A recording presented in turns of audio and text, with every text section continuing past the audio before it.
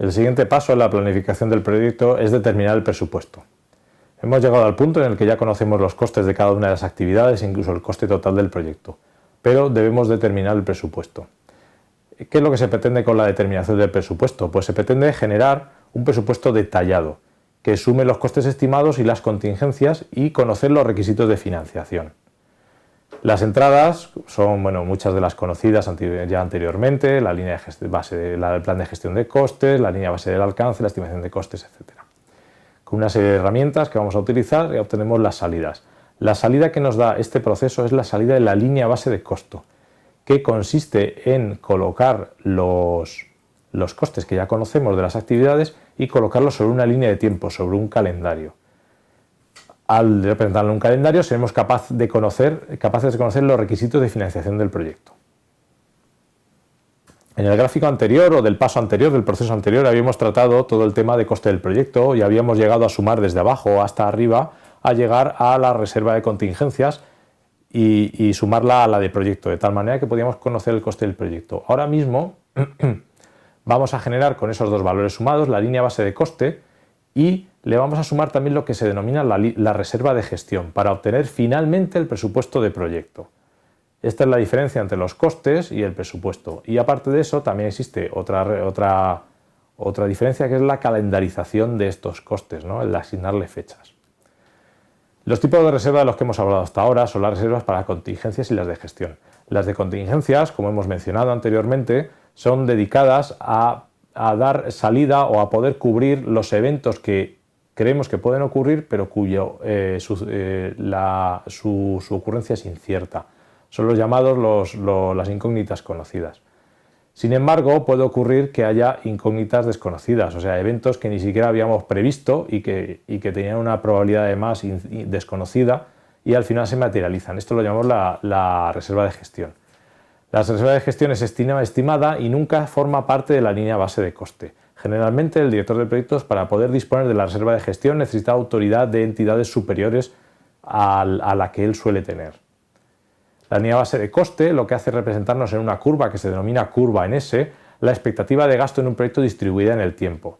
El propósito es medir la evolución y pronosticar los gastos y, por lo tanto, ser capaces de calcular la financiación necesaria.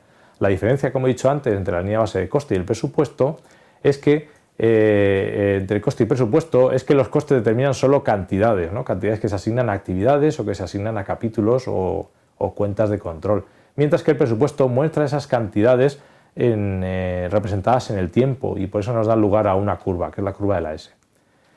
Claro, una vez representada la curva de la S podemos establecer los requisitos de financiación. Se derivan de la línea base de coste y tendremos requisitos totales, que será el completo total, el de final de proyecto, cuánta financiación habremos necesitado, y por otro lado están los periódicos.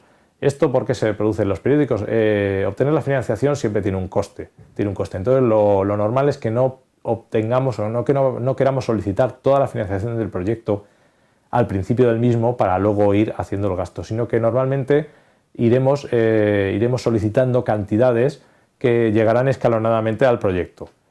Los fondos necesarios finalmente, a final del proyecto, serán los que dan la línea base de coste más la reserva de gestión. La representación es la que se ve en la siguiente transparencia. Se ve ahí un gráfico en el cual vemos en una línea trazada negra oscura la línea base de coste, que es cómo creemos nosotros que vamos a ir incurriendo en los costes a lo largo del proyecto según la programación que tenemos y según el coste que hemos previsto para cada actividad.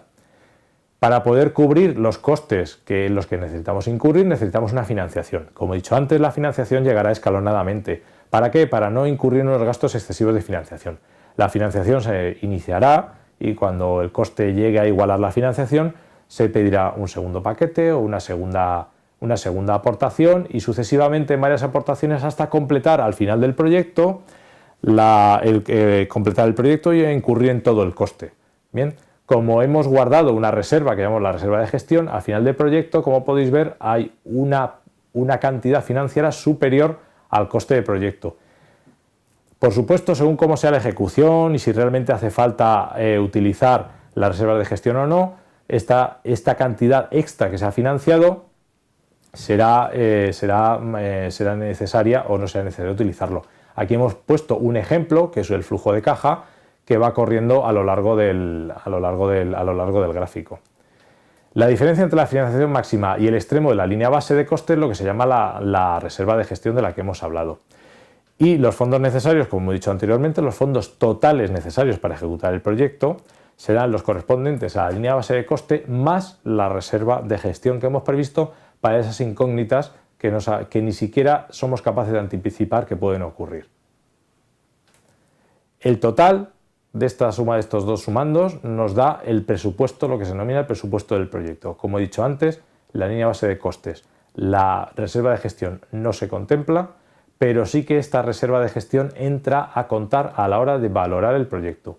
Y un tema muy importante que también he mencionado anteriormente es la necesidad de financiación, que se programará escalonadamente según se proyecta el avance del proyecto, de tal manera que siempre tengamos financiación suficiente, pero nunca excesiva para incurrir en unos gastos financieros innecesarios.